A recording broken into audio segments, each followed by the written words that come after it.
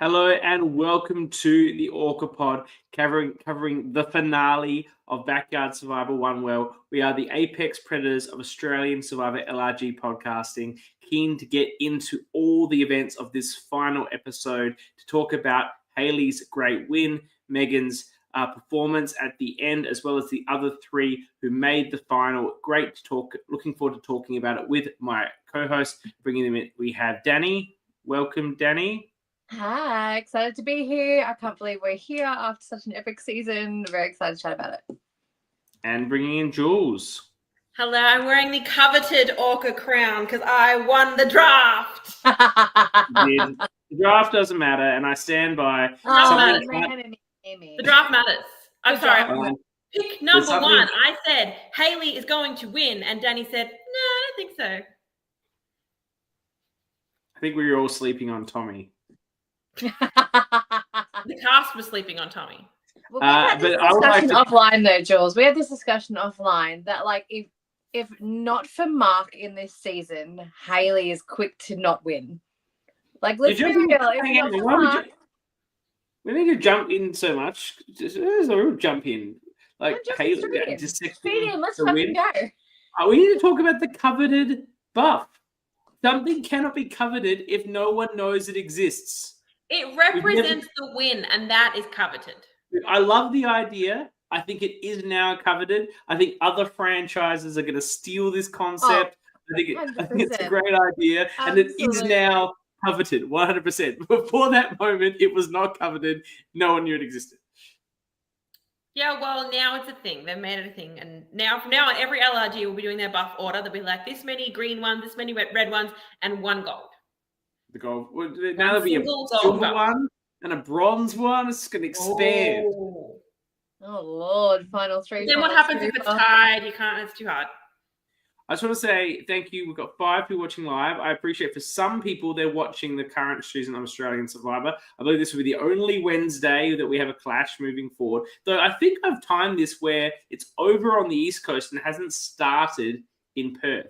Where it'll start in like half an hour in Perth. Half an hour. So they may choose to watch this. They may choose to watch it. But you can always watch it on replay. Watch it on replay. Come here live. You can't live tweet in Perth anyway. You can't comment on Australian Survivor live. You can't. So be here. You can comment here live, and we're keen to see all your takes. Obviously, I'm talking to the people that are already here anyway. Okay, so you want to go back. Do you think Hayley owes all of her win to Mark? Is that what we're going? No, I don't. By default, I get the points because I drafted Mark. Can we? Oh hell no! No, that's not my. You drafted him last. All right, like just calm down.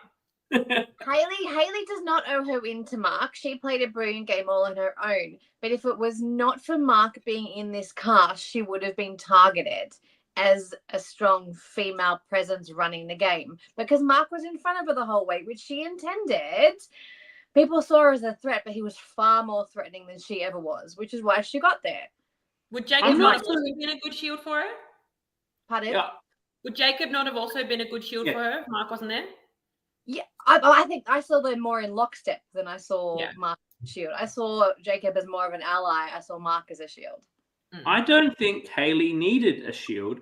I don't know how Hayley did this. It's an incredible tightrope that she walked. Yes. While she was completely underestimated the whole time and not seen as threatening, not seen as someone who knew what was going on, not seen as someone who was making moves. Yet when people got to the point where they got booted out, they'd sort of just clicked onto the fact that she was the one making the moves and she was having a lot more impact than what they thought. And it wasn't that they were finding this stuff out in the jury. And of course that would be a factor because Mark would have campaigned hard for her there.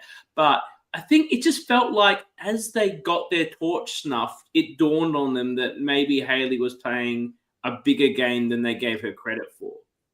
100%. I'm not saying like Hayley doesn't deserve this win. She absolutely does because she played a fucking brilliant game. I'm just saying in a different cast, in a different scenario, I don't know that she gets there because of her Orca-like energy. I don't know. She somehow plays herself down while playing herself up at the same time. I don't know how she's doing this. I actually don't know if it was great. I'm not trying to blow it down at all. I'm just because my comment that Jules was talking about before, she sent me a little snippet of the draft where I said, I don't get winner energy from Hayley, I get Orca energy. And based off what we said at the beginning of the season, she was a very Orca-like person, and we didn't see that from Mark. That's my takeaway. She ended up not being very Orca at all when you come down to it. If you put in the criteria, the strong arming tactics, she doesn't strong arm people. The narcissism, she seems the opposite of narcissistic. She's confident, but she doesn't seem to have an ounce of arrogance or narcissism to her. And the loud and proud, maybe that one. It's one of 3 Orca traits. Like, yeah, that's probably the best one to have, I'd say. So, but yeah, she did seem more Orca-like in her video. I agree with that. Why Mark didn't. So I can see what we're saying about that. But I would put her in any sort of cast. I think she just has, like, now if she played again, obviously she'd be in a disadvantage. But on any fresh season, she just gives the impression of someone who is more chill, more relaxed, not as capable, not as intelligent as she actually is. And so she's underestimated. But people don't, she was never a GOAT because people didn't think about her that way once they got to the end. So it's an incredible performance of how she managed those perceptions. And you don't want to be so underestimated that when you get to the end, you don't get any votes. But you still need to be underestimated so that people always look at someone. So it's a really good balancing act, and she did it so well. She did. She even had a confessional about it at one point. Yeah. And it may have been in this episode, I believe. So these people don't, they don't realize I'm calling the shots. I'm running the game. They don't know it, but they will know it, sort of thing. Like, yeah, it's kind of like if they've got another thing coming if they don't think that. Yeah, we talked about it last week. It was the Sandra S quote. Yeah. Well, we're into it now, and let's talk about her. Let's talk about the final tribal council before we jump back, because we love to do. I feel that her final tribal council, I thought it was Tony-like, in that Tony's not particularly great at the final tribal councils. Sometimes he's not as clear with his words as he wants to be, and he does a bit of a less is more and lets people focus on what he did, and she just highlights that and doesn't try to build us up more. She did that really, really well. I don't think she needed to layer it on, and I think then she did a great job of. I don't think this was intentional. I think that she. I don't think she was pretending or to get emotional. I think she was legitimately getting emotional. But I think that helped her as well because it was endearing while also at the same time felt very genuine and didn't feel like she was trying to get sympathy. Like it felt very real. And I think that helped her as well. Absolutely. Yeah. I think the other thing that I guess she had done well previously is I think Megan underestimated her so much. There were a lot of points that Megan tried to make about her own game, and Hayley was able to one-up her every time. Like Megan was talking about all these really strong social connections she had, and Hayley's like, yeah, I did that better. Like it was a case of anything you can do, I can do better. Even to the point when at the end she's like, oh, I've been on this health journey, and Hayley's like, yeah, me too. She didn't say that though. She didn't say it, and I was like, you stole my health journey moment. Yeah. But I liked it where maybe it wasn't in the edit, or maybe she literally didn't. If she didn't try and jump on that and go, I also want to wait too. Like, there's no value in that. Like, just let the other person. And I don't think it's that Megan did a bad job. I just think she didn't realize who she was up against. So all of her strong points to pitch her own game were overshadowed by Hayley. And that's a testament to how well Hayley made herself underestimated. Yes. What, to me, if I was on that jury, the defining point of if I was in debate about who I was voting for, which I think I wouldn't have been, but if I was, I think what really sealed the deal was, and I found this really interesting because it had been talked about for a number of votes prior in terms of analysing people's risk levels, or as in jury threats. And there was a lot of discussion about Megan's move being the idling out and removal of Jacob.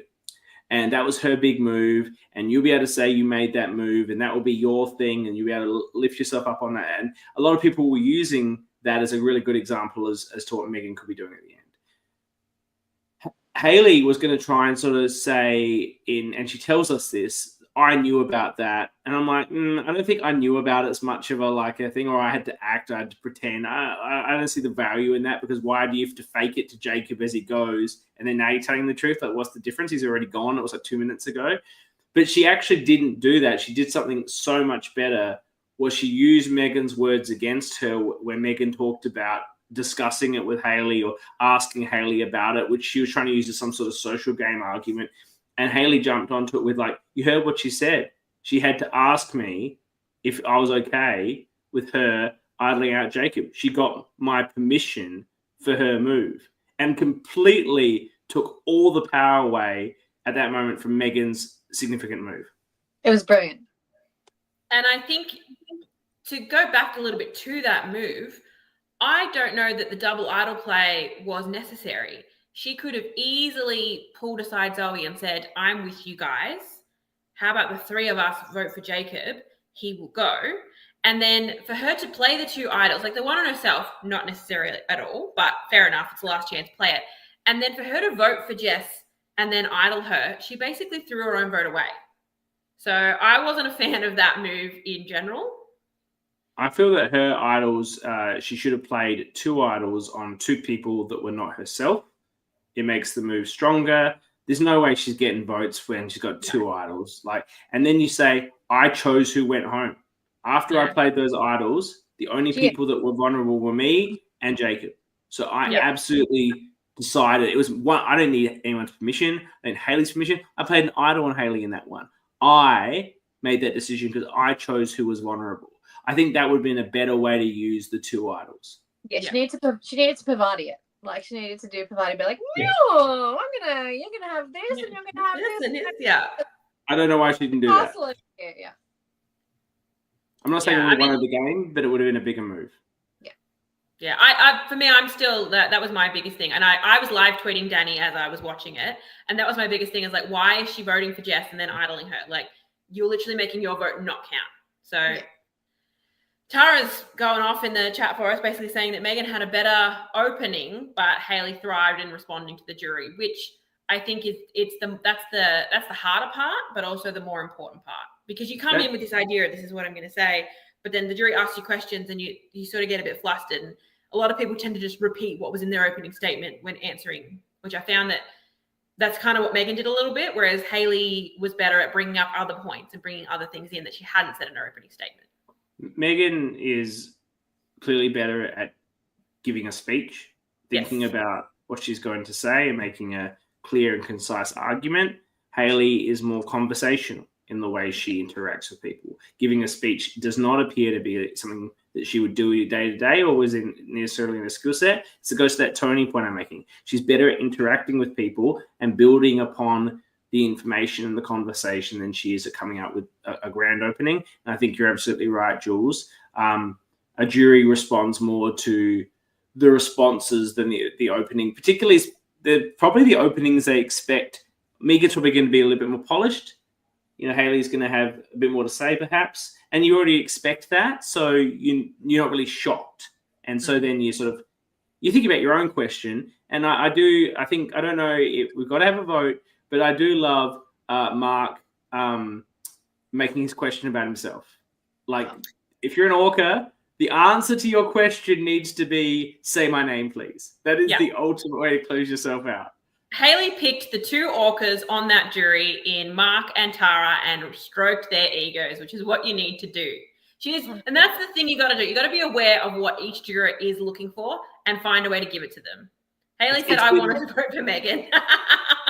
It has been the survivor go-to for orcas since China, when Todd, the greatest final tribal council, stroked Jean Robert's ego so much. And Jean Robert went back so happy to vote for Todd after that. Just said, does that make Coach an orca? Definitely not. Yeah. She gave Tara exactly what she wanted. Tara was like, well, you did burn a bridge. And she was like, yeah, I did. I saw you were threatening and I absolutely did that. Like, didn't back away from it. And Tara was like, yes, I respect like, but you're a big player, so you should respect that. And Tara's like, yes, I am a big player. Thank you. Thank you very much for that. Thank you. Yes. I recall being on my jury in Melbourne and people just not talking about me enough, and I'm like, fuck all you people. No one's talking about me. I'm voting for Chloe. Like, no one did the talking about me. My vote was up for grabs, John and Dale. More ego. I mean, you know who else made their jury question about themselves? John Tan. So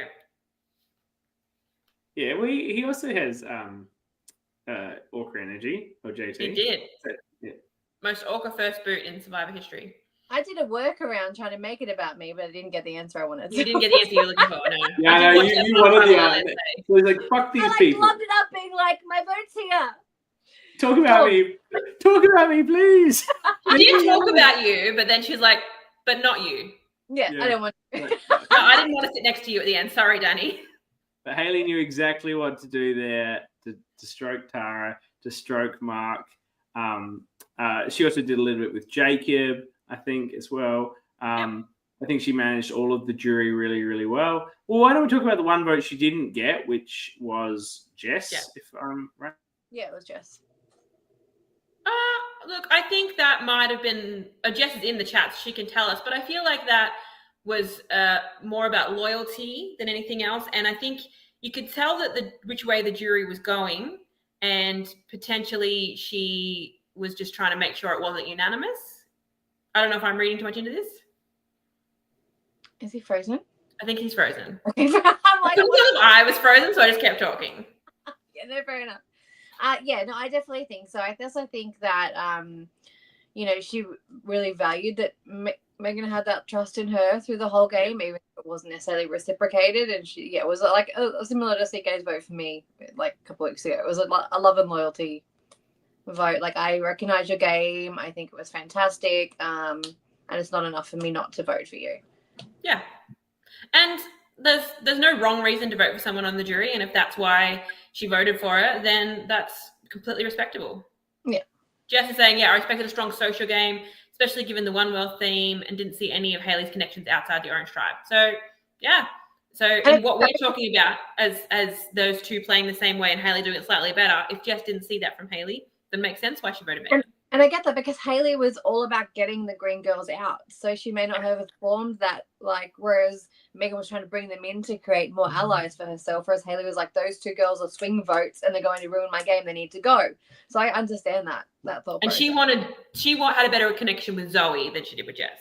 She did, absolutely. Yeah, well, you see it in the Tribal Council where Jess goes. She was like, listen to this fucking bitch. She's like, and she's gonna outtalk anyone in final, at FTC, because she's so well versed in the speech.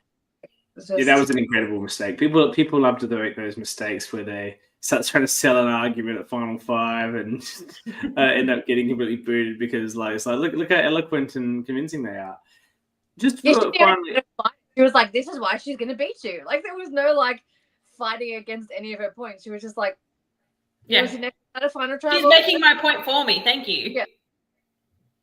Yeah. To close out on Megan, do you think, or at least for the Final Tribal Council, if you look at the body of work and the moves she was making, it wasn't edited this way, but she's got a bit of a villain vibe going on. A villainess thing. She would bring in these social connections, these One World connections. See, Hayley was playing more of a straight bat. Whereas Megan would make these connections with the Greens or a thing from Jess from the beginning, but ultimately she would just cut them as soon as she'd need them anymore. Absolutely just swiped that idol away from Jess. We played on me? Nah. There was a little bit of a little bit. Again, I think if Mark's not there, she is the villain of the season, maybe. Yeah. Yeah, she definitely has that energy. I don't think that's all about it, but she has that potential to be very villainous. I guess probably a bit more cheeky than villainous. Is that a better word for it? Yeah. I think maybe she's edited slightly nice because she makes the final. Maybe if she goes out 4 or 3, there's equally we know with these LRGs, it's not Australian Survivor, it's not American Survivor. They will only edit people as villains if they know those people are very happy to be villains. Mark's obviously very happy to be a villain, so they edit him hard that way. You got to make sure that everyone here is a sort of amateur. Jess has identified. Maybe I'm wrong on it. Identified the villain music. Yes, So yeah, you were influenced. Yeah. No, I Look, we love a femme fatale, so I'm here for it. I think it's straight up. If you're dividing this season into heroes and villains tribe, Megan's on the villains tribe. Oh, absolutely. Haley's on the hero. Like, even though Haley was closer to Mark, like that's just the way it would be. So yeah. Yeah. No, for sure.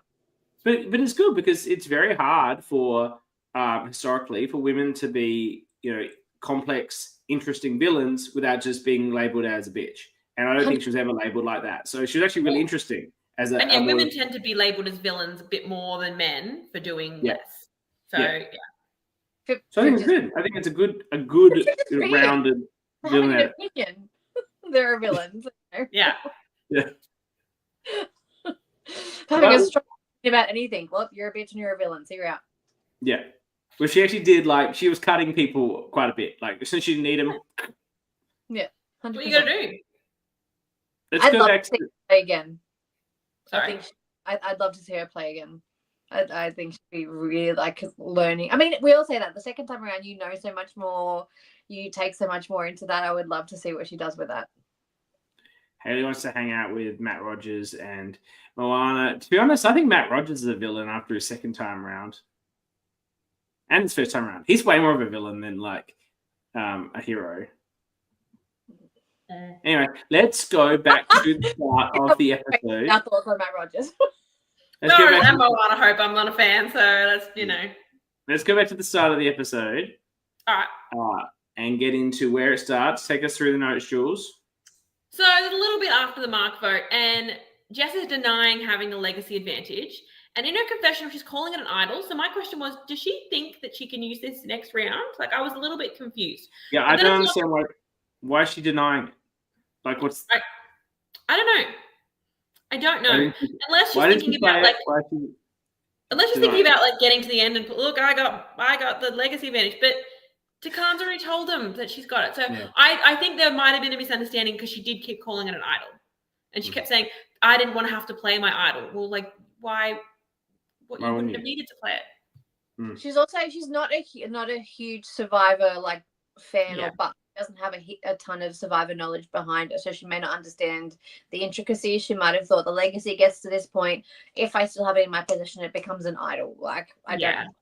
And she was given it quite late in the round before, so she probably didn't have a chance to read over everything and understand what it all meant. So.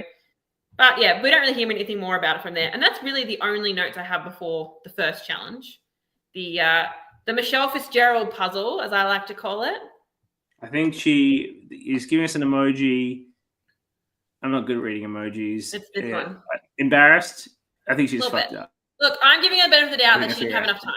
She was given it, had 2 minutes, and then, she had to go tribal. Didn't know. I imagine her brother has given her enough shit about this already. But you know what? She beat him. So I love that after she's voted out, she's like, I beat my brother and I beat my dad.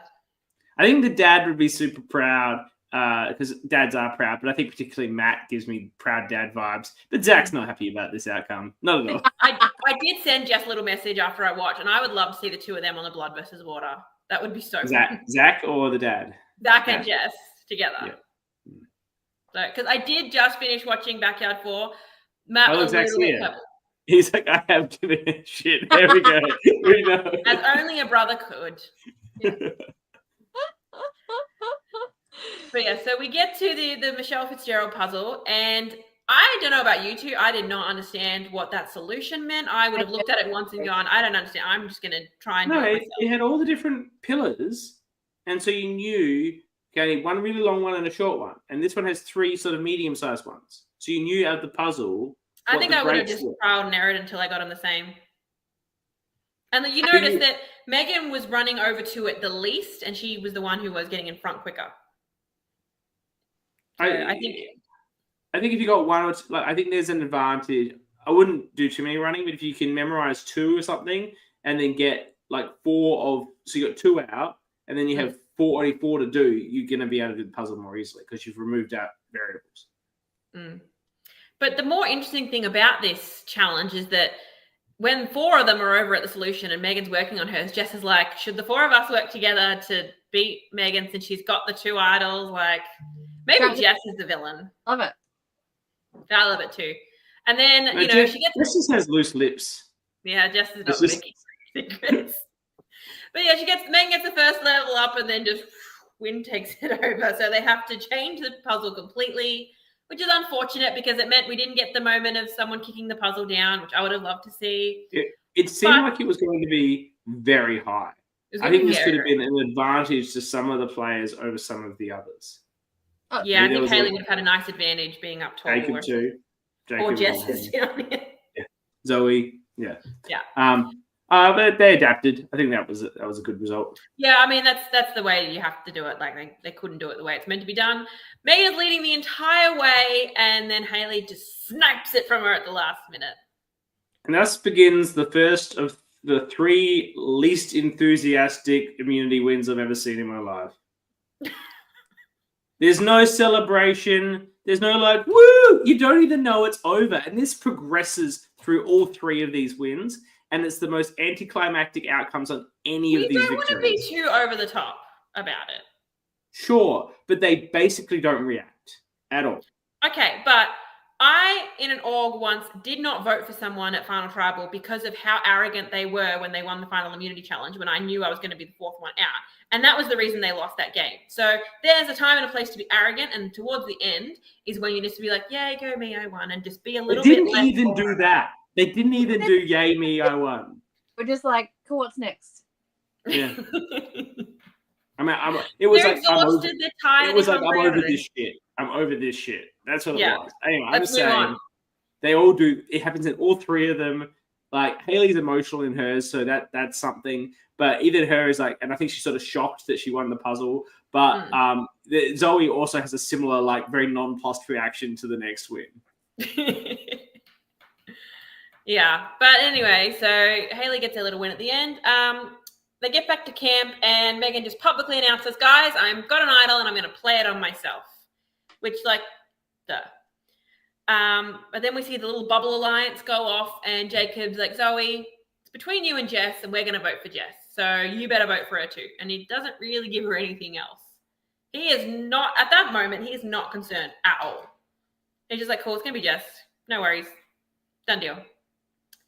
But then Zoe tells Hayley about Megan's second idol. She's the only one that didn't know at this point. And it's an interesting moment where she's like, oh, yeah, Jess was with her when she found it. And Hayley's like, no, I was with her when she found it. And like, oh, wait a minute, there's 2.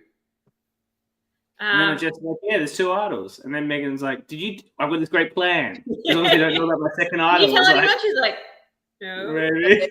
I didn't tell anyone. Here's my fucking plan. Everybody but Hayley. And Hayley's the only one that doesn't know. It's like, that's meant to be your closest ally. Yeah, and Hayley's like, what the fuck? Yeah. How come she didn't tell me about it? But you know what? Water off a duck's back for Hayley. She doesn't care. And that's when Megan suggests flipping it onto Jacob, which I think is absolutely the right play. Obviously, Hayley's immune, so there's got to be one of those 2. She wants to make a big move. She needs to take out one of those 2. With Hayley immune, it's got to be Jacob. Just like I said, we talked about it a little bit. The second idol was probably a little bit of overkill, but power to her. She should have just, as we said, made the move even bigger. One for Jess, one for Zoe. Yes, that should have been the move. Yeah, should have been. But anyway, and she should have tried to get the votes on one of the greens, and have the only vote on Jacob. And the sole vote on Jacob, absolutely. Get the girls. Oh yeah, get them voting each other. Oh, that would have been good. That said, there's a bit of risk in that because then you have actually, you shouldn't do that. You don't want to sole vote on Jacob because then if Jacob votes for you, which is probably unlikely, fuck it, take the risk. Like you end up in a 1-1. I'm going to need a whiteboard to work out what you just said. Yeah. You better look. There's a chance that if Jacob cocks onto this and votes for you, that you fucked. But what are the odds of that? Very low. Get the 1 vote on Jacob. Everything else cancelled out. You look like absolute mastermind. Yeah. Again, 2020. Yeah. And yeah, Megan goes to Hayley and tells her what she's going to do, and Hayley gets her blessing. Gets her blessing. Hayley's professional. She's like, this is great because I can still vote for Jess and Jacob can go. Like, she knows she doesn't want to sit next to Jacob at the end. So she can do it, keep her hands clean, even though she knows about it. So really, how clean are her hands when she gave the blessing? But still. Yeah, I think she's actually misjudging. Like, she still gets shakers, though. She does this well, but I think she's misjudging the perception of that for most players. For me, if you're my ally and you know I'm going home and you just don't tell me, then I'm not really fucking happy about it. Like, it's the same thing, really. Yeah, particularly with nothing I can do about it. Like, it's like in Heroes Villains where Coach doesn't vote for Rob but knows he's going, and Rob still gets as pissed at him. Like, I didn't break my word. Like, Yeah. Sure, but like, you might not get my vote out. Yeah, for sure. Yeah. But I think Hayley does it in a way where she's not arrogant about it. She's not burying her head in the sand. She's open that, I knew it was going to happen. I just couldn't write your name down. And Jacob is the kind of player that respects the fact that he was a big threat. He's very aware of the fact that he's a big threat, and so he's not too burned by it. I think it's more that you picked a better player to do this kind of move on. Yeah. But he's getting a little bit nervous, and he asks Megan to play the second idol on him, and she kind of doesn't really commit either way whether or not she's going to. And we get a confessional from her talking about it's head versus heart, and how Jacob is the one that helped her get the idol, gave her the clue, and now she's going to take him out with it. And I noticed on the rewatch, she played the green idol on herself, and the one Jacob helped her find on Jess, which is the one that took Jacob out. That was very nice. Her dodging Jacob's questions about the idol were not so smooth. Where he's like, "You gonna play the idol on me?" She's like, "Yeah, I'm playing the idol." He's like, "On me?" Yeah, and you've got two. Like, play the other one on me. Yeah, and she's like, "No, she's like, I'm playing on myself." And he's like, "Yeah, the other one." She's like, yeah, on me. Like, it's like, you could do a great meme with that. The Anakin Skywalker meme. Like, you're playing the idol on me, right? Like, right? On me, right? Yeah. I love that. And that tribal, he's still asking her for it.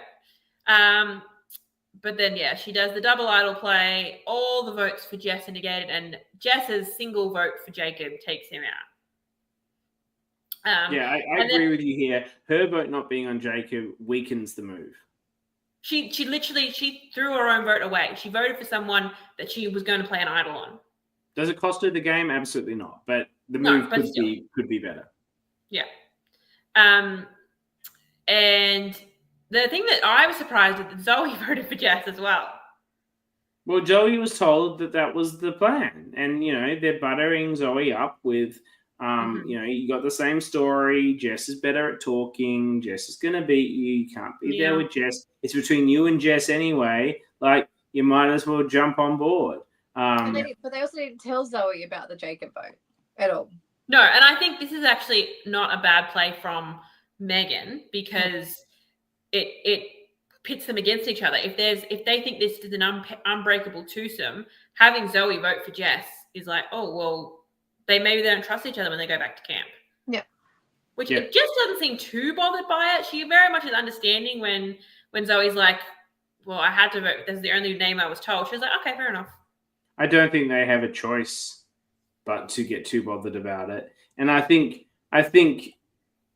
Jess is smart enough, most people are smart enough to realize that Zoe in that scenario has probably been a little bit bamboozled by the three oranges. And, I think loyalty goes out the door at Final Five for the most part. No one's holding a grudge. If, you got to do what you need to do to win. And from Zoe's perspective, I think that's a perfectly legitimate vote. I think that when you say I'll never write your name down and promises like that, you can cut that at Final Five without then having to caveat it. We'd all agree with that, wouldn't we? Or not? In that kind of bond that they had, they're trauma bonded. What do you think? What is the thought on it's a you and me situation? It's you or me. Like, am I not supposed to vote for you then? What am I supposed to do? No, I wouldn't. In that exact situation, I wouldn't have voted for her. What do you do if it's a tied vote situation, like they're splitting on you? Are you not going to vote for your ride or die in that situation if they're splitting between the two of you? If they're splitting, then your vote doesn't matter anyway. Only if your opponent's not going to vote for you. Yeah, and I would have trust that my ride or die that's been with me through thick and thin would not vote for me, and I would not vote for them.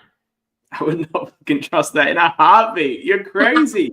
But I'm in normal situations. Again, I'm with CK. Like, I wouldn't necessarily trust that for the trauma bond these two have, for someone who knows what that trauma bond is, to be voted against. That would break my fucking heart. Mm-hmm.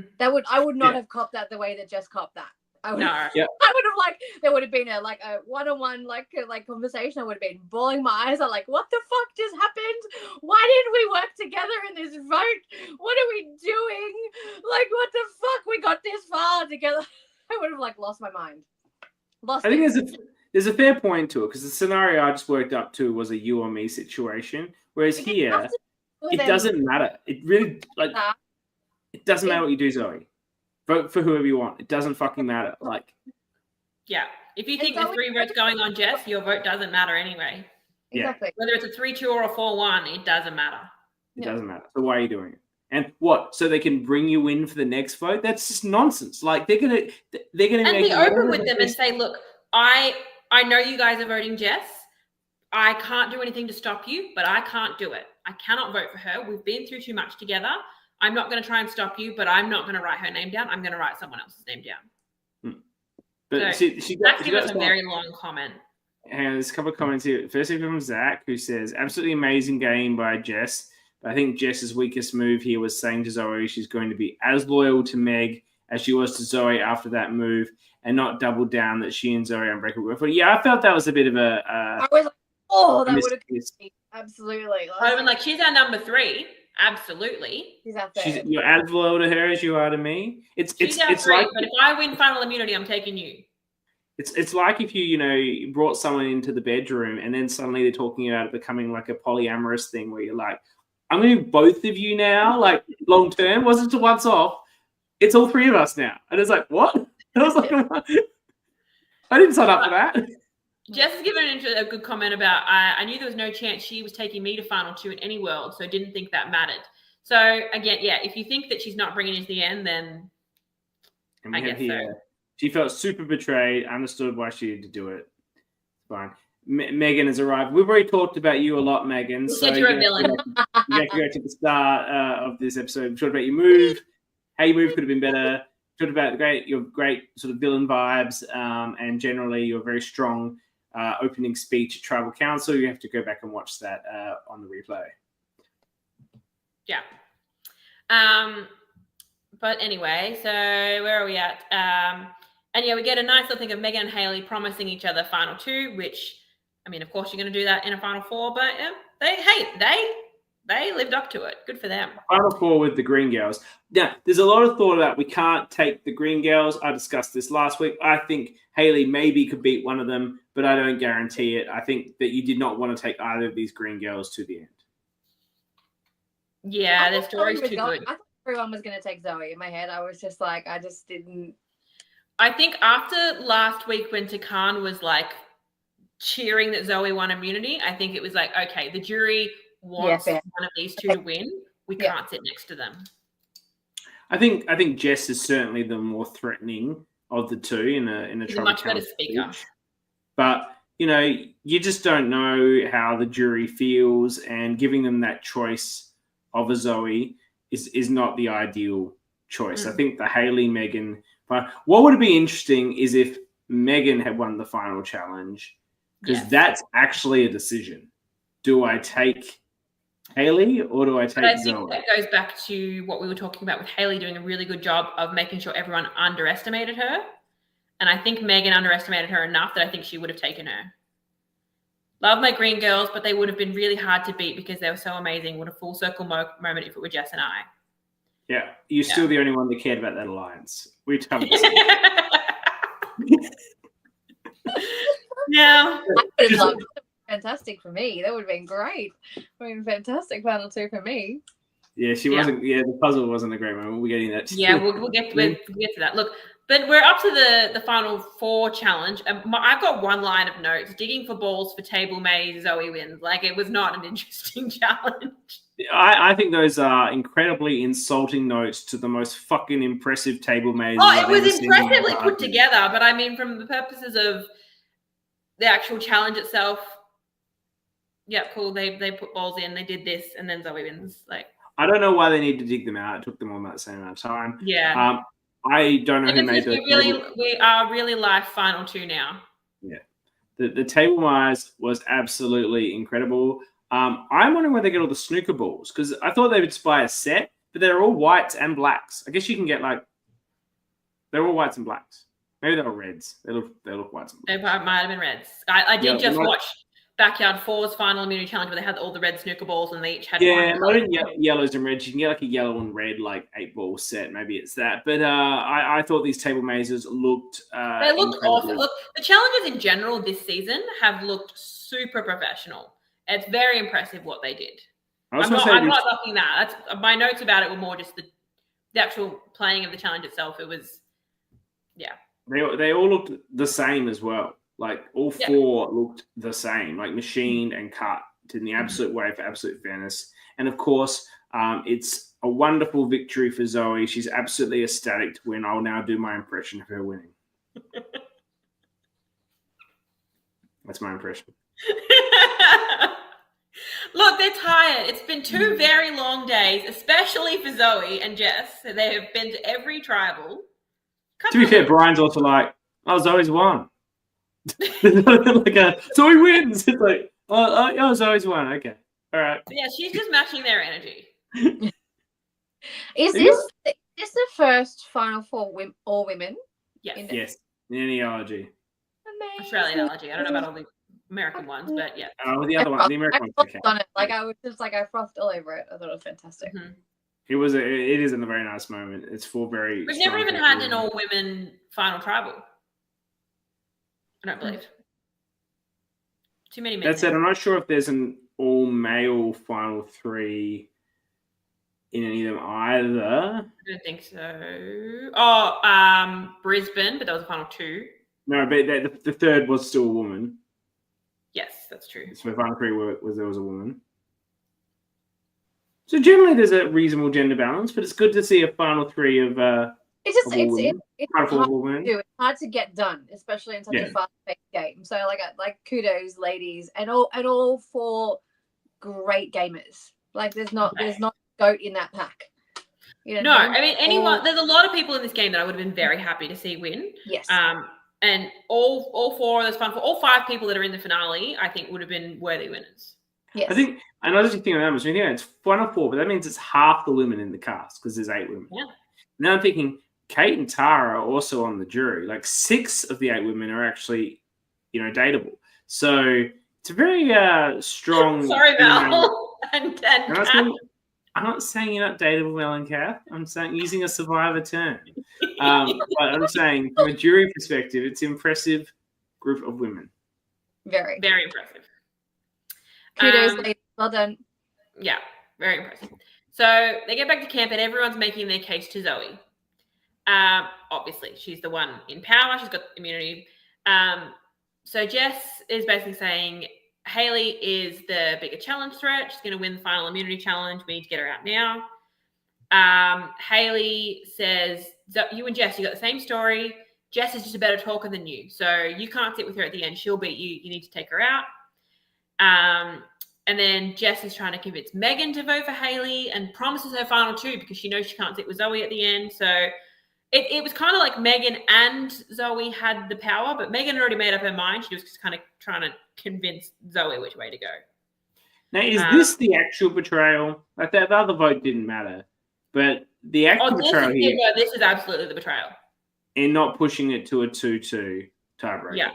I was so hoping for a 2-2 here. I was just even just for the drama of it, a 2-2, even on a revote, it's likely that Zoe flips anyway and takes Jess out just because she feels pressured at tribal. I don't think they're going to go to rocks. Jess, I feel like Jess and Zoe don't talk as well anymore. They don't. 1,000% betrayal. They don't talk. I have the tea. They don't talk. They haven't. Okay. Oh, really? I'm not even sure she's not as involved in the community as everybody else. So she's just kind of. I'm not even sure Zoe knows we exist. She's never been on the chat. She doesn't know she's the people's champion. She doesn't know what she's achieved for the people. Yeah. No. Let's play that out. 2-2. So what? 2-2 in the vote. So Hayley and Jess. Yeah, Hayley and Jess would make fire. Probably not actually make fire, but yeah. I think, and I said this to Dani as I was watching it in the real time, so this isn't me being results oriented. I think that Zoe made the wrong call by voting out Jess, only because that meant that she had to win final immunity, because I think Megan and Hayley were taking each other. It's fair enough Zoe doesn't want to sit with Jess at the end, but I think she has a better chance of getting to the end if Hayley's not there. And we saw she was this close to winning the final immunity challenge. Yeah. You've got a better chance of winning the game without Hayley there. You've got a better chance of making it there with you and Jess, because if one of you wins, you're probably both going. Like, maybe Jess burns you. I don't know. Like, it doesn't seem like that's Jess's vibe. She thought she was going into 10 minutes before. It was a bit of a brutal blindside then. It's not a game. It's potentially a game-losing move for Zoe, but she's losing anyway, so I don't know if it really matters. Yeah. I guess you can claim it as that was your like, you could say this is your strategy.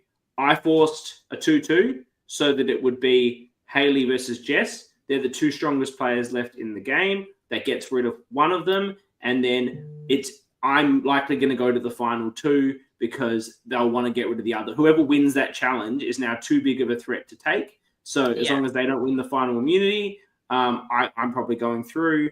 And, even still, maybe I look weak because I did that anyway, whatever. Like, there's probably an argument there that it's an effective argument if things fall your way. Obviously, Hayley wins the final challenge anyway, and I think Jess probably would have won that puzzle if she was on it too. So, Zoe was very close. Zoe was not close. It wasn't built properly. There was a part down the bottom which wasn't joined correctly. It's why she couldn't finish it. She didn't have her pieces in the right place. We will get to that because I'm not sure I know what you're talking about. But Jess makes an interesting comment that if Zoe had taken me, she would have won. There is no way Meg or I would have won the puzzle over Zoe. Then she would have taken Meg and probably had a better story and won. Yeah, but I still think Zoe, well, obviously Jess doesn't back herself at puzzles, and I just sort of assume Jess would be good at puzzles. I think I'll talk Zoe in a final tribal. I agree. Because Megan did a really good job. Yeah, Megan could have won in that tribal. I think it just Megan could have beat Zoe. Yeah. And just to backtrack, like, we all agree Zoe is a legend. My conversation not talking was not because there's a rift. I think it's just because Zoe's not involved in the community. Zoe's not involved in the community, yeah. That's you said it was tea. Sounded like a rift. It's not a rift. I meant that I had a personal conversation with Jess and she advised me of this information. That was my tea. It's just that they just don't talk as much as they did. You literally spilled the hot tea all over the show. That's why. Apologies. Yeah.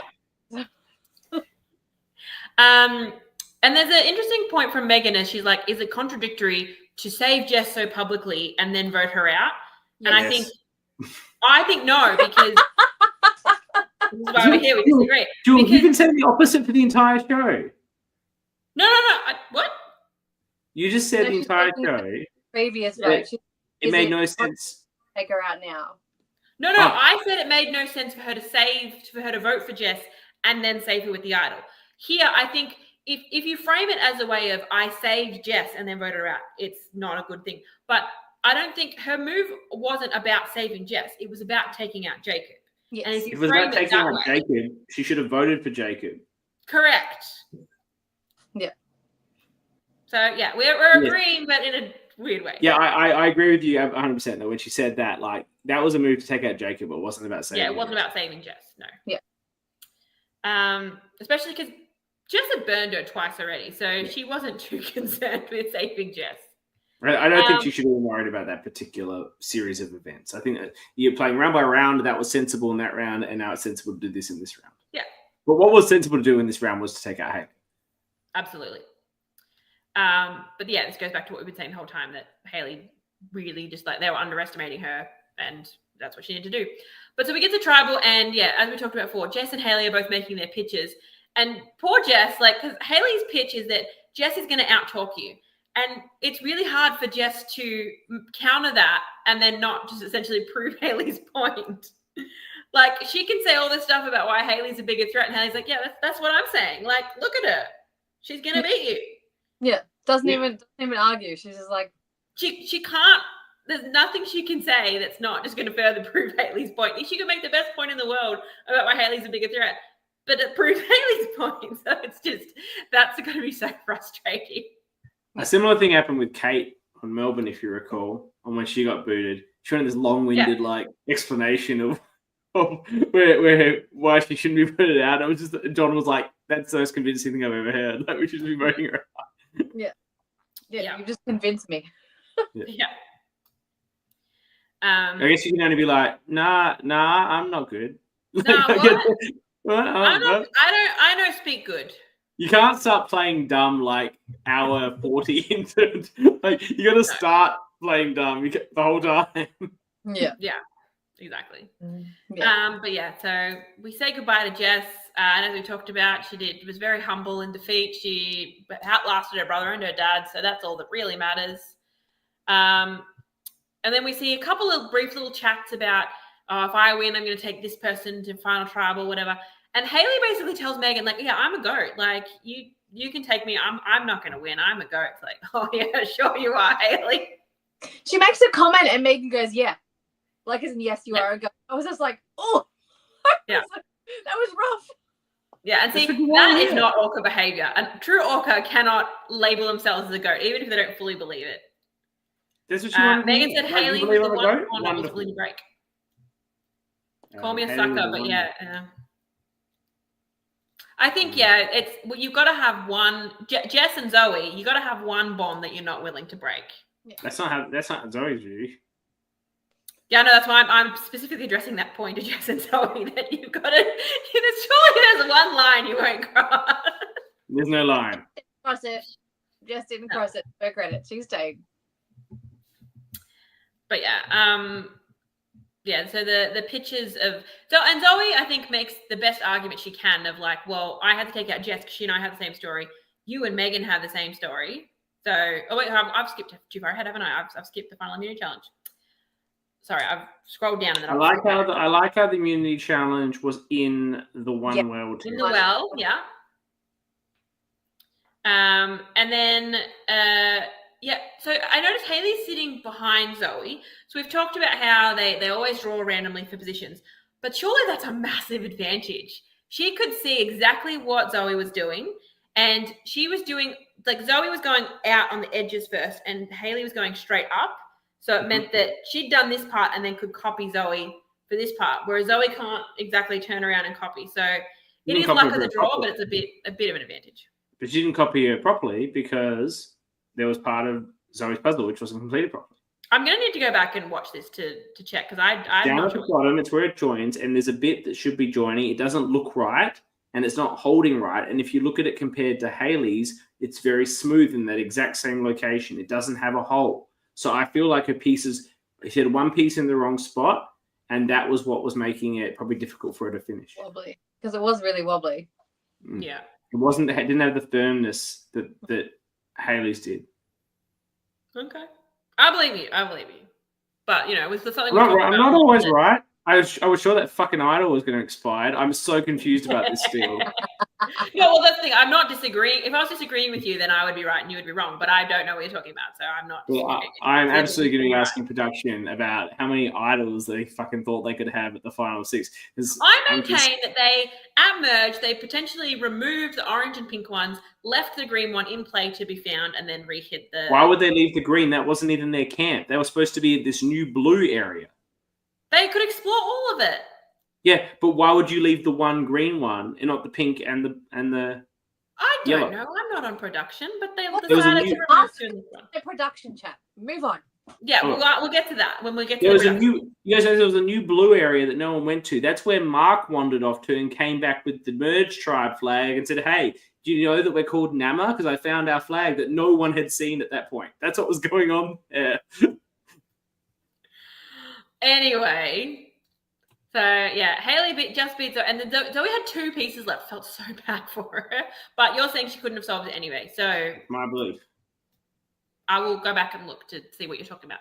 But yeah, so Zoe is pitching to Hayley that, yeah, her and Megan have the same story. You can't sit next to her at the end. And Hayley's just like, cool story, bro. I'm going to vote you out anyway. I don't really have any notes from that tribal council. they don't have the same story. And if No, they don't. Zoe was just parroting back what everyone has said about her and Jess, which was very true for them, that was never the case for Hayley and Megan. No. Her argument to Megan should have been Hayley's the star here, and you're going to lose to her. But I still don't know if they've realised this at this point. I don't know when you only realise it once you got voted out. Realize once it's too late. On the snuffing. It's like, yeah. Oh. Like, oh, maybe there was a little secret sign in the snuffer. Hayley is the best player here. Yeah. I got it now. So yeah, Zoe gets voted out. So anything before we get to the actual final tribal, I've got we talked about it as a whole, but I've got notes about what everyone asked. Sure. Do we want to go into everything there, or we'll tell you? Well, Dani and I can give you a response whether we think it's a good question or a bad question. Okay. Well, yeah. So their openings we've all said that Megan had a really good opening, but I think for me, her big thing was talked about all the connections that she had, and Hayley's like, well, I had a lot of connections too. I had a lot of final two deals with everyone, and Megan was always third. And I love when she was like, I was part of every controlling vote. If you weren't with me, well, you probably got voted out. Megan, I want to be here for this. Look, no, we have praised you. You did a very good job. It's just that everyone, including you, underestimated Hayley. Yeah. So that was the thing. Everything Megan said was right, and then Hayley one-upped it. Yeah. I don't think Megan. There's sometimes in a final tribal you see someone loses it versus someone winning it. This was definitely a case of Hayley winning it. Yes. I considerably prefer a final two format. I think it's way better than final three. For the final tribal, I'll agree that it does make a better format. I think for the overall game, it's better for the final three, but we don't need to get into that now. I just think it's players that are there. Yeah. This was a good final two, but would have been any better with Zoe. Yeah. To be honest, with Zoe there, it could have been interesting because she might have got a bit of a bigger split, but yeah. But yeah, she's final tribal speech because you didn't get, like we said this all season, we didn't get a lot out of her in terms of like what her strat was, how she felt. There wasn't a bunch of confessionals that really like pinpointed her game. Like besides like conversations she was having with people, we didn't really like. She's kind of like, I'm happy to like roll with it. Like for the most part, what we saw, I would have really liked to see her at final tribal and understand if she really did just roll with it, and that's how she ended up there. And none of you expected me to be here, so like suckers, or like I would have really liked to. And again, I would have also loved her to be here and be able to explain and those sorts of things. I really wanted to understand her game a little bit more. Yeah. Let's run through this. Give us the question, and if you got the answers, a quick summary of the answer. I've got a brief summary of what the answers were. So DC goes first. A good question and a good answer. All right. So DC asks, "How did you represent one well?" What do we think of this question? Meh. Then neither of them gave particularly good answers here. Megan was like, "Oh, this is about working with other people," and Hayley's like, "It's about being a collective, going through the journey together." The answer was about probably Megan's answer about using the theme, making relationships. I don't think Hayley's answer was particularly great. Yeah. Jacob asks, "What was your biggest move? And then why?" Which I like because we see too many times. We talk about it a lot. People make a big move for the sake of making a big move. He's like, "Why did you do this?" Good question. So Megan gives the correct answer to this question, getting you out. And so if someone asks what was your biggest move, what was your best move, if they're any sort of orca, you say it was you. Yeah. You. Mm-hmm. That was also her biggest move, though. It was her biggest move. And then she says why, because you would have taken Hayley to the end, not me, and it also cemented trust with Jess. I think she needed to leave the part out about cementing trust with Jess, but then, you would have taken Hayley to the end, not me. That's exactly what she needed to say.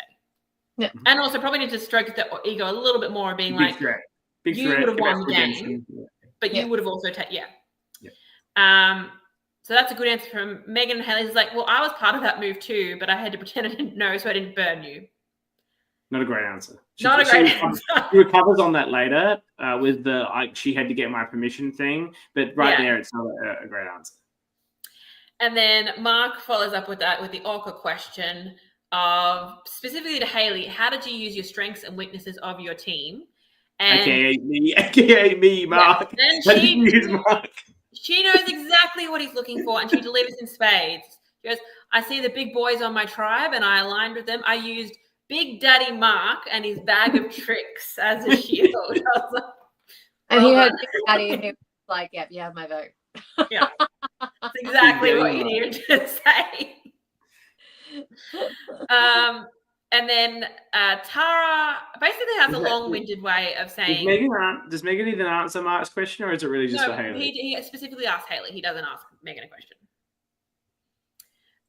But then Tara basically, she talks about we're comparing you to Boston Rob. He won a season, he lost a season. And then she has a roundabout way of asking about jury management. That's basically what she's asking. And then Hayley says, well, I didn't burn any bridges until Mark. And she's like, well, you burnt my bridge, so why would I give you my vote? And she's like, because you're a big player and you respect the move. It's like, again, well done. The other orca, stroke the ego. Megan, for clarification, I told Hayley about the move because I didn't want to blindside her, upset her future players, given how close they are. Would you see me say, do you respect that? Not can I? Yeah, but sure. It's all about how Hayley framed it. And she framed it. And once she's framed it that way, it's hard for you to unframe it that way, because then it just sounds like you're just trying to like color around the edges. Yeah, because like you pulled her in, you made her okay about it, even if like and she's framed like that. Like you couldn't have done that without me. Like if I hadn't said that, yes, even if I respect you to make that move, you wouldn't have done it if she didn't say so. That's how she framed it. Like I fully believe that was you, but by giving her any sort of power or opinion in you making that option, it became like in retrospect, Megan should have left Hayley out of it completely. She should have played the two idols. No, I can understand including her on it, because as she said, she didn't want to burn her, because then Hayley might turn around and be like, well, fuck Megan, she's just burnt my trust, I'm going to vote her out. I just don't believe that savvy players do that at the Final Four. You go with what's going to get. You start making decisions about who you're going to beat, not like who just. And you don't have any options to run with at that point. You know, like Hayley and Megan. She didn't want to sit with the green girls, so. Yeah. But so what's she going to do? Closer to 3 green girls. What's she like 2 green girls? What's she going to do? And you know what you say, Hayley? If Hayley's upset at this, you say, Hayley, you and I are 1 and 2. Who gives a fuck if I vote out Jacob? Like, I was like, oh, but he was actually my number 2. Like, what you say? Or you could even say that. I knew he was your number 2 and I didn't want that to happen. So now it's you and me. Let's go. Yeah. And Tara's saying that her and Hayley had a back and forth for about 10 minutes. That doesn't surprise me at all.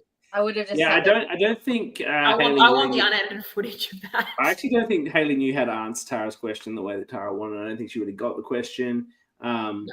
And I think some clarity about burning a bridge. Like, you can't burn a bridge. There's another fucking bridge there in the first place. And with Tara, heard there was everything a bridge. Yeah. She was never going to work with Tara. So then we get to Khan's question. He says, how has this experience met your expectations? I don't think either of them particularly answered this question. I think they just took it as an opportunity to, is there something else you haven't said that you want to mention? Because that's what both of them did. It's a nothing question. Do I prefer it to when people say, I don't even have a question? I don't know. Yeah. No. I think it's better. For you, it did meet their expectations? Like what? Yeah.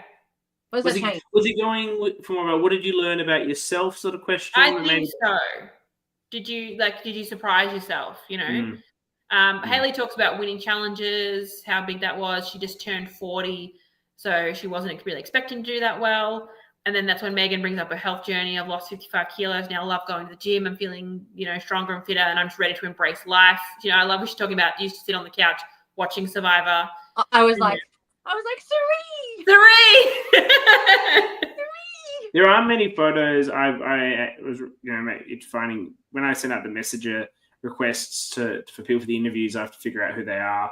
And generally, it's easier to figure out on Facebook based on mutual friends because you find all the backyard people there. Some mutual friends. So I did look at Megan's Facebook, and there aren't many pictures of her on there. She has some pictures available as to a non-friend, and she doesn't have many there of before she started her weight loss journey, but she certainly has changed. There's what was 1 or 2 there. She certainly has changed dramatically since then, and looks to have continued to, be part of fitness goals and fitness dreams in her photographs. So, congratulations to her and what she's achieved.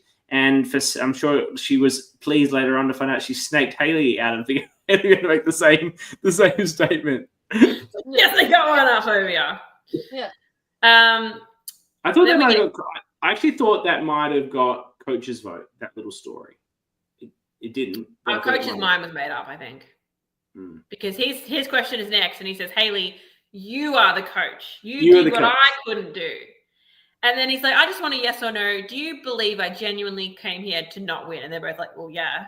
Like, even if the answer was no, like you just say yeah. you didn't come here to win. That's fine. Like is it like I think Haley has a moment. I think it's Haley that has the hesitation on this, and I do wonder if she's thinking, is this a trick question? Like, was that an act? Does he want me to call him on his act? Megan, coach wins question of the final tribal council. All right.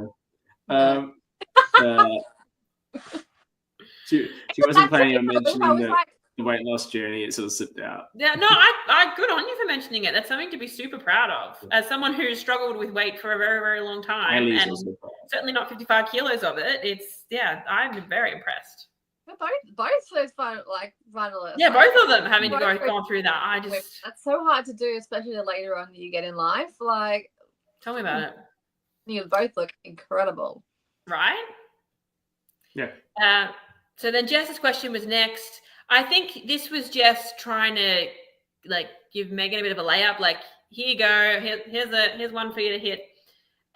She's basically saying that what was your strategy with sharing information? And I think Megan does a really good job answering this question. She said, I told you what I was going to do with the idol to move myself forward. I told Takan to help me find it. And I think she also mentions that she didn't tell him the full story. And she says, I shared information where I knew I could get the right outcome. That was good. That bit about Takan and the idol, that was good. Yeah. I like that question from Jess because she could have been like, as you know, my strategy was to tell everyone everything that everyone told me. What was your strategy about information? So Zoe has the last question. She says, basically, my vote's still open. And she says, talk about your defining points. I think it's basically her saying, instead of a closing statement, what else do you want to say? Yeah. And they both basically make closing arguments of, Haley says, I hope you can see the whole gameplay. Every time I was in danger, I redirected it. I don't think she was in danger too many times.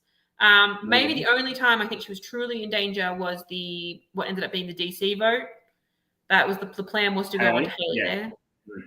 But even then, the Green Girls were sticking with Original Orange. And then Megan said, look, I've worked really hard to get here. I hope I've made enough connections.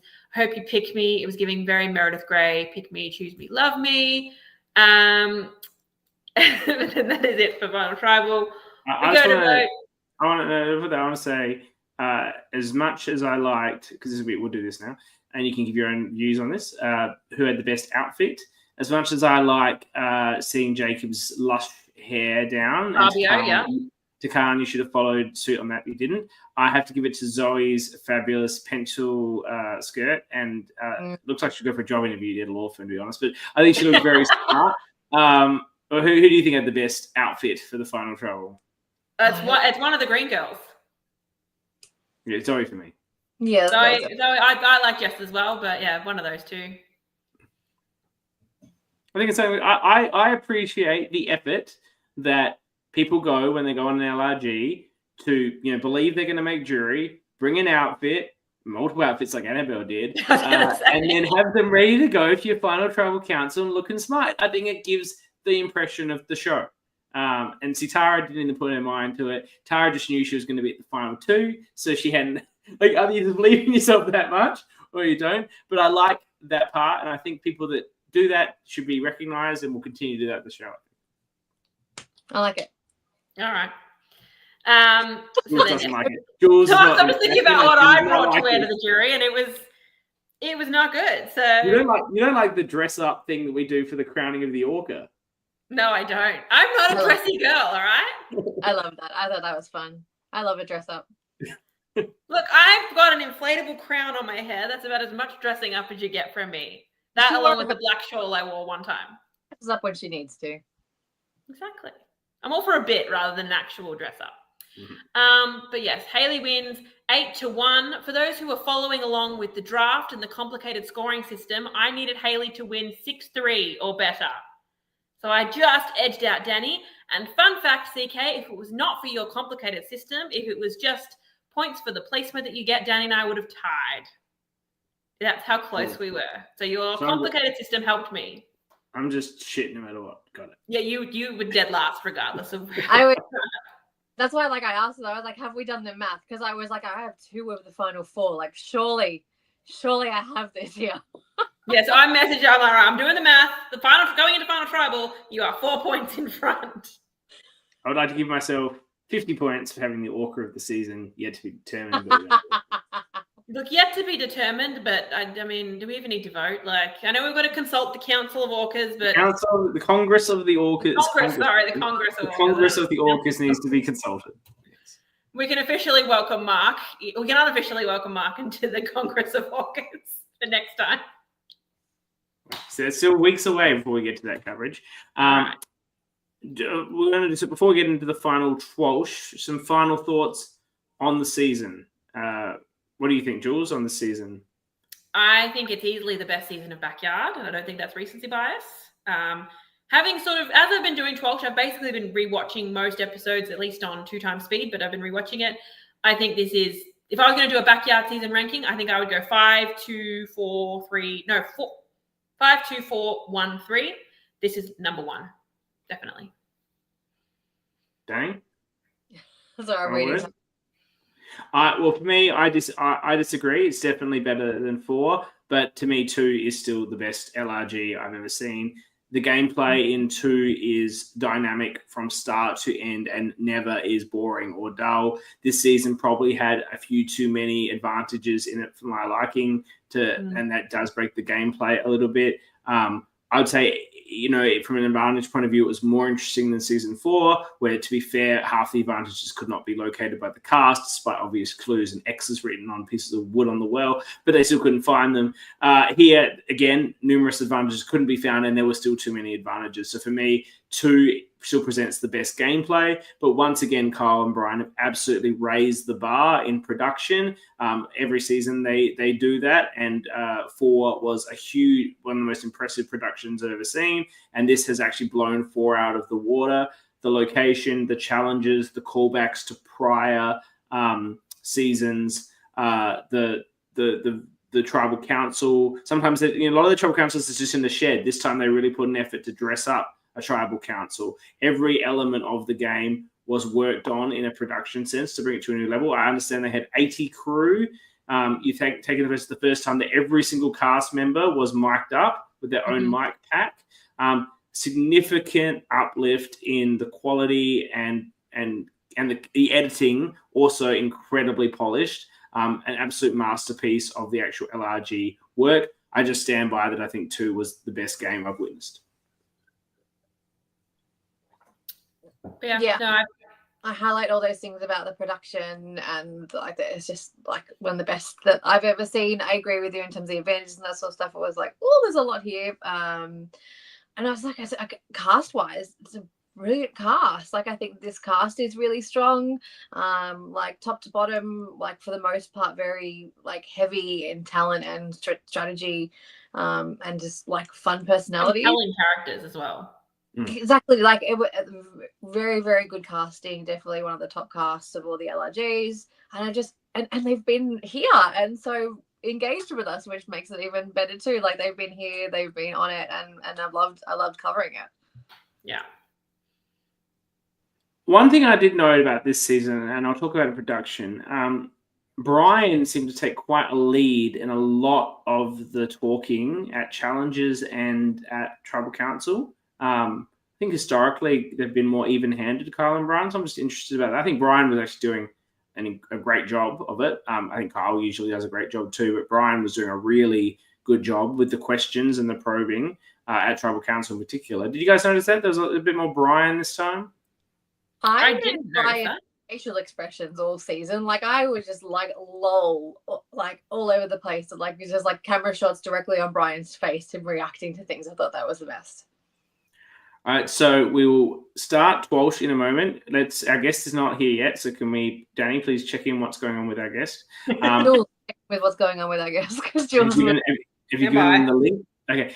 In the meantime, we will just capture what's going to be happening with the Orca Pod from now on in the next couple of weeks. Our post-season coverage of this season will now commence. Next week, we will have an interview with the winner, Hayley. Also, we will have Jacob. And then the week after, we will have interviews with Megan, Jess, and Zoe. Following that, we will have the tea party with 3 very exciting guests of the season. I've Annabelle will be here. She hasn't watched the season yet, so she's going to take a couple of weeks to binge it, of course. Hey, look, there's 2 seasons of Survivor and 2 traders on at the moment. She's busy. Yeah, she's busy. All right, so there will be, she'll watch the season probably on ×2, and then be doing a tea party with, why don't you guys guess who I've decided to bring on the tea party? Mark. Mark. Yes. Jacob. No, well, I've decided not to do anyone that we're doing live interviews with for the final 5.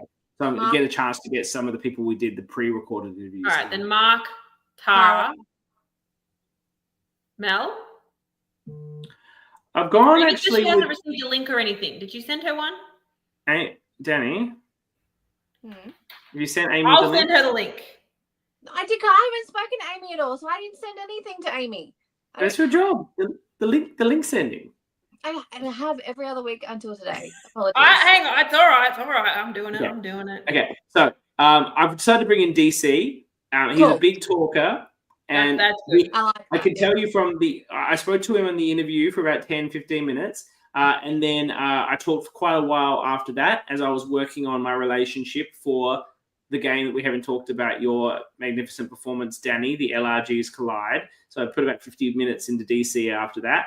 And we'll talk about you in a moment, Dani. But the 50 minutes with DC, he's got a lot to say about Tara and Tara's game. So I think this could get quite spicy between DC and Tara on the tea party. And that's what I'm hoping for. I love to hear it. Very nice.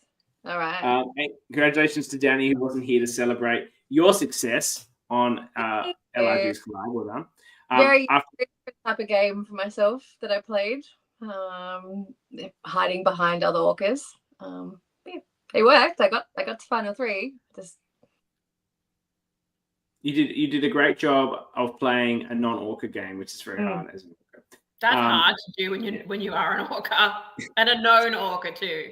Yeah. Tara said, of course he does. Yes, we're getting into all of that on the tea party. Yeah. Then I think there might be a week off, and then to finish our coverage, we will have the crowning of the orca. The Congress of Orcas will meet before that, determine the orca of the season. Well, as Tara said a little while ago, that she's pretty sure that Mark has already welcomed himself into the Congress of Orcas, and surely that's how orcas are determined. Yeah. It is a factor.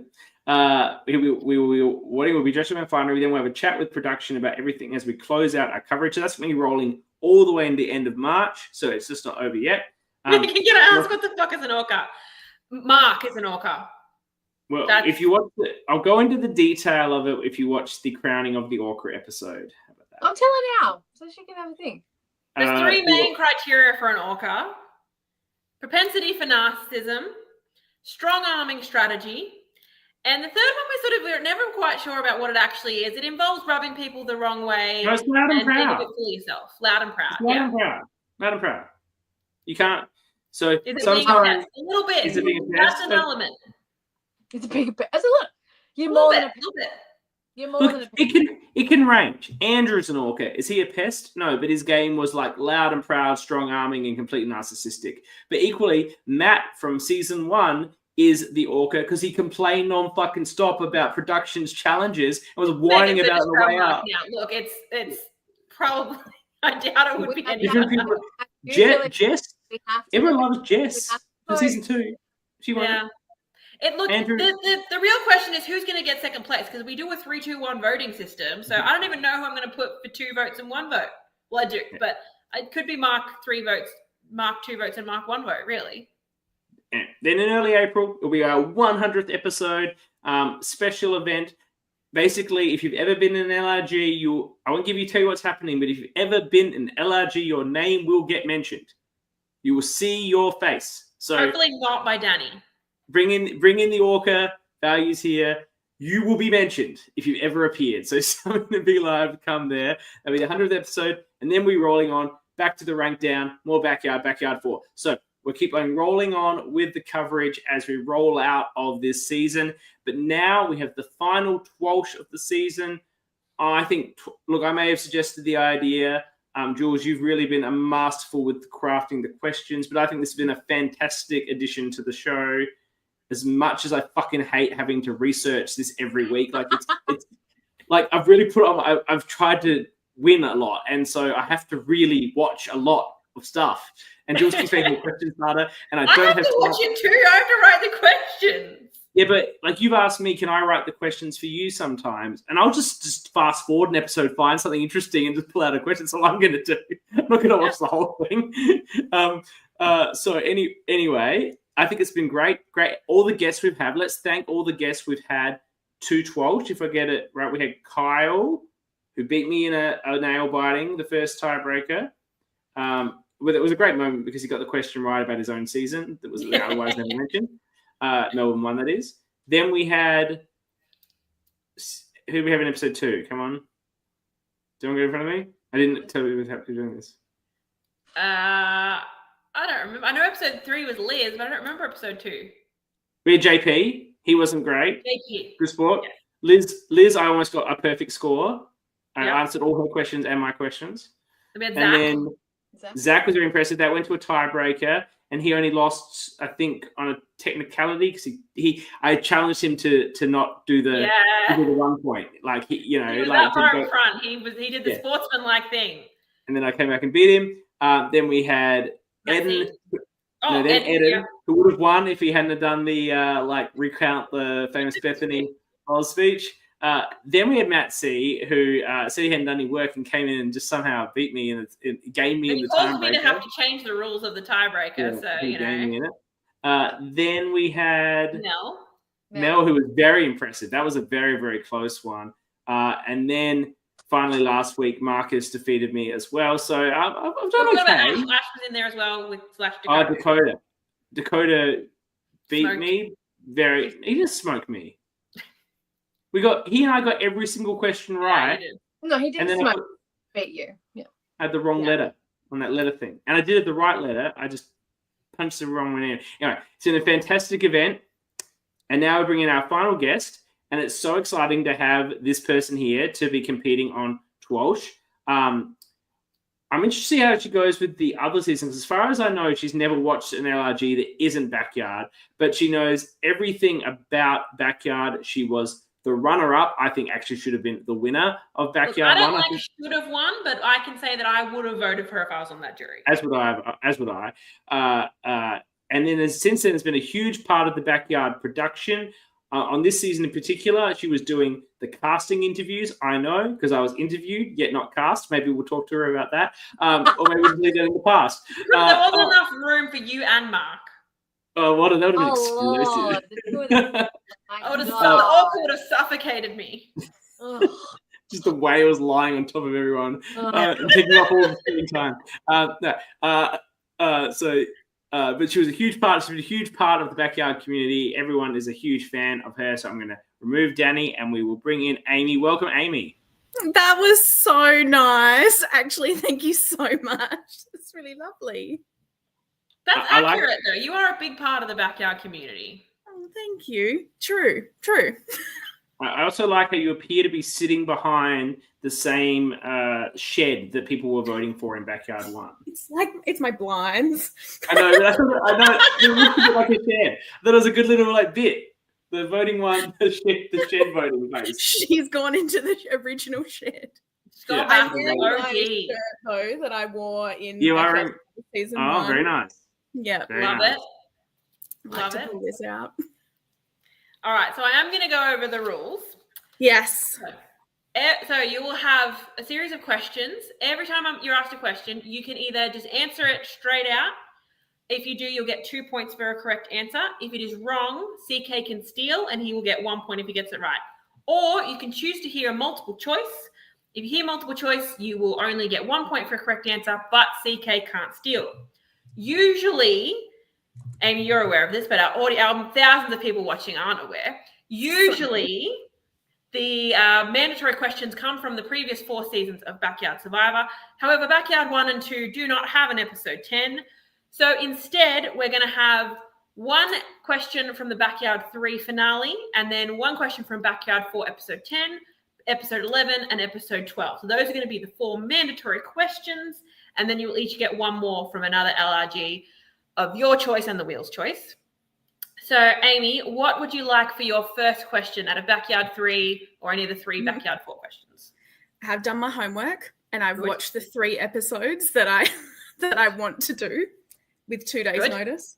So let's see. I don't know. I feel I watched them kind of scrolling on my phone as well. So we'll see how good I actually am. I would like to choose Backyard Survivor Season 3, Episode 10, the finale. Okay. So at the final tribal council, Hal won. Samara and Jake each received 1 vote. Who was the one Samara vote? It was Sammy. That is correct. 2 points. Yes. I assumed Sammy voted for Samara because Samara gave the excellent answer to Sammy's fuck, kill, marry question that we never got to see the answer to on the live footage. Yeah, probably. All right, Amy, which episode would you like CK to answer? Backyard Survivor Season 4, Episode 10. Episode 10. She's got a plan for what she's thrown at me. Here we go. The third to last episode. All I know is what I have watched myself, unlike all the others you have. Okay. All right, so for episode 10, we had touchy subjects. Who was voted as not cut out for Backyard Survivor? Joe. That is incorrect. What? Oh, no, it's Josh. Amy, would you like a chance to steal? Ah. Like that. No, because I was going to guess Joe too. Go on, just pick anyone. Like the person I just said by mistake. Well, I can't remember who was there, girl, because I didn't watch this episode. Just listen to what CK just said. I said the answer. Oh, damn it, I wasn't listening. Go and pick someone from Backyard. Anyone. What did you say, CK? No, I wasn't listening. They have orca potential.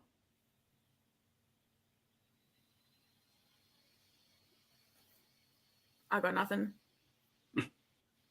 Well, my answer that I said before was Josh, which he's absolutely cut out for Survivor. That's why you asked the question, Jules. It makes no sense. That's exactly why I asked the question. But yeah, so Josh was the answer. Embarrassing for me. What was I thinking there? Yeah. All right. So, Amy, would you like episode 11 or episode 12 for yourself? Episode 12. Girl, I watched another finale. God help me. They're long. They're long. I committed. All right. So the Backyard 4 Final Tribal Council, who asked the finalists to explain why they aren't a goat?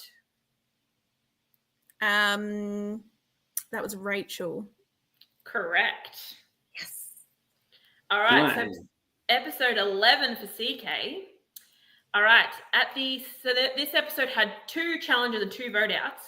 In the second challenge of the episode, players had to stack blocks to spell out final 5 on the wobbly table. Josh won his first immunity of the season. What color were his blocks? Wow. Could go the multiple choice, but my gut says green, and we'll go with green. That is incorrect. Oh no. Amy, do you want to take a guess? If I get it wrong, like, do I lose anything? No, you don't get anything. I'm just guessing. No. Was it purple? It was pink. Well, Amy, you can't lose now. You can't lose, but we're going to have to. We push on. We push on. We could Amy, get to a tiebreak for your final question.